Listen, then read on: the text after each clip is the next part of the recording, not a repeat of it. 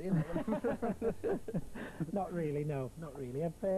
You've gained an incredible amount, though. I mean, you're the most decorated person in sport, or one of them. Well, one of them, certainly, yeah. I mean, to have played for Liverpool for 13 years, you've got to be up amongst the top 4 When you start off in soccer, did you think, when you start off, do you think, right, I'm gonna get all this, I'm gonna win everything there is to win, or did it just happen? It just happened, really. When I signed from Blackpool, when Shank signed me in '67, if I'd have sat down then and wrote what I wanted to happen to me over the next 13 or 14 years, football-wise, you couldn't have wrote it. You know, people would have said, oh, that's fairy tale stuff, he can't win this and do that and be here and play for England and captain this and that. And fortunate, I was at the right place at the right time with the right club and the right people there. And it was going to be big, always going to be building, building, building. Quite briefly, Emlyn, what do you think about the crowd problem, the football crowd problem? I think it's appalling. I do, honestly, seriously. When I used to go and watch football when I was a kid, I could just go off. My father used to say, yes, son, go on, off your scoot, and used to stand at Barrow, which not a particularly big, thousands and thousands of people, but you could sing songs. There was no swearing, there was no naughtiness in it. People used to pass you over and pat you on the head. There so was basically your trouble. message is, pack it in. Well, please, stop. please. I mean, it is terrible, really. It's taking it away from the game, isn't it? It's taking it, and it's stopping a lot of young kids going, or at least parents stopping their young kids going. That's right, that's right. Great. Okay, well, more music now, and...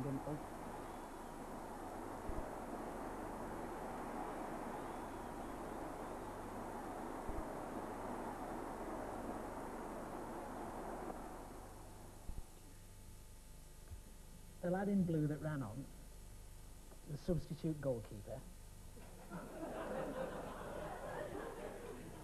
Do you know it? Do you know? You do, don't you? But he's on the other side of it. I know. We can... Right, how far are we? The lad in blue... Got the ball. Right, now we know that for sure, don't we? So implicated.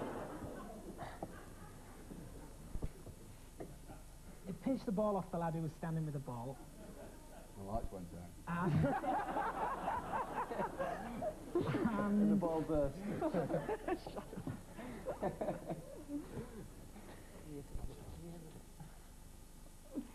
Robin says he hit him on the back of the head with it. But also, he kicked it up into the stand. Oh, yeah. What is crystal clear, Emlyn, if you haven't got a clue? No. He took the throw in. No, sorry. It's throw in. gone. It's gone. We've had your offer. It goes across the other side. Now, you've got a chance of a bonus here. It was a free kick against Karl-Heinz Rummenigge, or for him. And the goalkeeper ran and got the ball. And he thought it was for them. Rummenigge got the ball off him, and he chipped it straight back into the goal. Very well described. Emlyn had the substitute goalkeeper on. In fact, it was the real goalkeeper, Emlyn. Just look at this. He comes out, there's an incident here, and the goalkeeper comes out and believes the free kick is for his side. He's come out from his own goal, a free kick is given, and Rummenigge takes it quickly.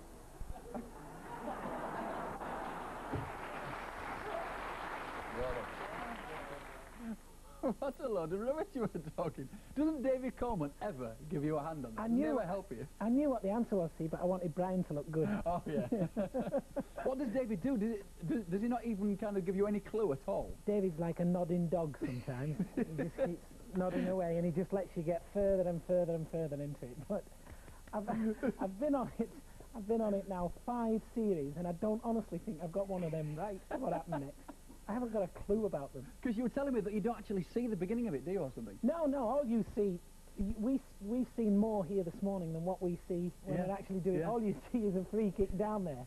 You don't see the goalkeeper or anything like that. Oh, that's great. That's changed it really into a real personality, hasn't it? From just a...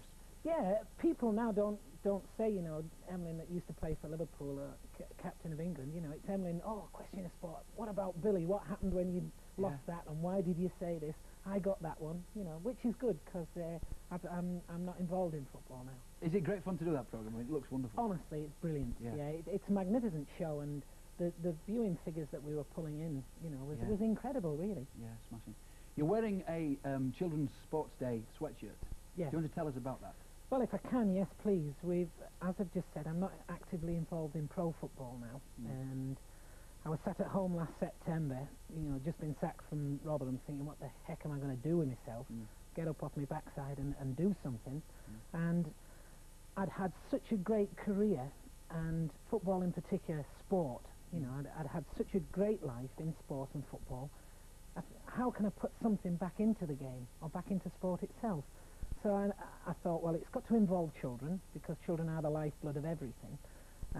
How about getting a load of personalities, not current world stars, although some of the people I have got involved with are current world stars, but people who are like myself, like David Bedford. Yes. Kathy Taylor was the pentathlete world champion, people like that, and let's get them into leisure centres and sports centres throughout the country, and try and get the kids in to do a series of sports throughout the day. And that was the initial idea. And we went along to British Rail and Intercity, which is part of British Rail, and we know that they're involved very, very much in sport, Intercity especially through ferrying football fans and teams around the country. Yeah. And they were very, very enthusiastic about it. Yeah. And that's how it was born, really. Great. And there's a competition, isn't there?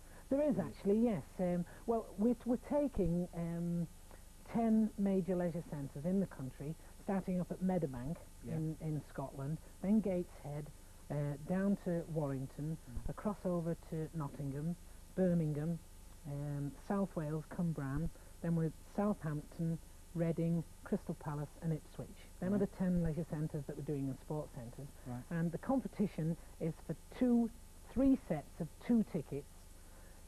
If any of the viewers know when I first played for Liverpool Football Club. That is the question. And you can win some tickets. You can win 2 tickets. Great. Smashing. Thanks, Emlyn. Now, what about our final postcode competition? Okay. Oh, thanks, pal. Thanks. Maggie kept it up three times there on a knee, and that's twice more than I can. No. I mean, most footballers can keep it up for 5-10 minutes without even thinking about it, with either foot, really. Yeah. Is that one of the standard kind of exercise Oh, drills? no, it's not an exercise, no. But through being a pro footballer, I mean, you've got natural skills with the balls anyway. With ball control. Yeah. Right. Okay. The first question was, how many international caps for England did you get? I got 62. Probably of the 62, I was captain of England about 20 times. Yeah. Didn't you get some under 23 ones as well? Yeah, I got maybe 7 or 8 under 23 caps, but the full England caps are the really important ones. That's the best. What's the best goal you ever scored? Well, most of my goals, as daft as it sounds, were scored from outside the box, well outside the box, and I was never a forward player. I always played most of my career in midfield, or then in the latter part of my career in the defence.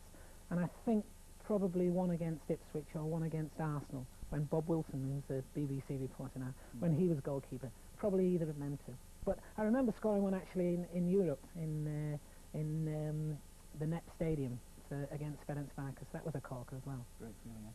Which team did you enjoy playing for the best? Well, Liverpool. I mean, it had to be, obviously the success we had, and the greatest club, I feel the greatest club side in the world. How long have you been playing football? I'm still playing now. I still play on a Sunday. I love playing football. I mean, The BBC Wasps? Yeah. Honestly, I love getting out and getting the kit on and kicking the ball about. But I played as a pro. I played from when I was 15 until I was 36. So it's about 21 years, which for a pro is an awful long time. Which goal do you remember the most? Oh, we just had that, haven't we? What would you normally eat before a big match? Well, I saw the little lad say that he'd probably eat some fruit. Now, that's not a bad thing to eat, actually, before a game. I don't believe him, though. I don't believe him. No, he'll probably be tucking into his chips and fish and what. But we used to, when we were at Liverpool, we either used to have, say, a 3 o'clock kick-off. We either used to have a breakfast. Yes.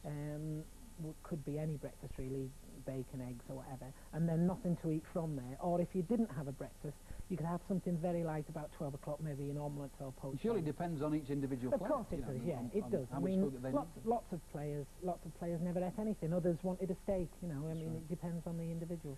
Which do you prefer, playing football or being on Question of Sport? Well, I've got to say, because I'm on Question of Sport now and I want another contract for next year. No, Question of Sport. No, football. Football's the greatest life in the world, Mac, honestly. If you'd been captain of Liverpool in the match against Roma, would you have taken the first penalty? I think I might have done, yes. I only ever took 2 penalties for Liverpool. One was in a Milk Cup game, or it was then the League Cup against Leeds United, which is your old team, at Wembley, and we beat them on penalties because we drew in the 90 minutes and it went into extra time and then penalties, and we beat them 6-5 on penalties. And the other was at Anfield, and I missed against Spurs. But fortunately, the referee was spot on because Pat Jennings did move. Right. After I missed it, and I disappeared and let Alec take it. Alec Lindsay. Which is your most favourite comic that you like to read? He reads comics all the time. Comic books. Let me think. Probably The Dandy would have been. The Dandy. Well, The Dandy was one when I was very young. Who was your best friend at Liverpool? Toshi, Big Tosh. We opened a sports business together, and yeah, he was a great lad. Smashing. Thanks for answering those questions. They were good questions, weren't they? Very much so, yeah. Great. Congratulations to Jamie keeping that ball up. It was great. Now back to Scarborough, and Keith joined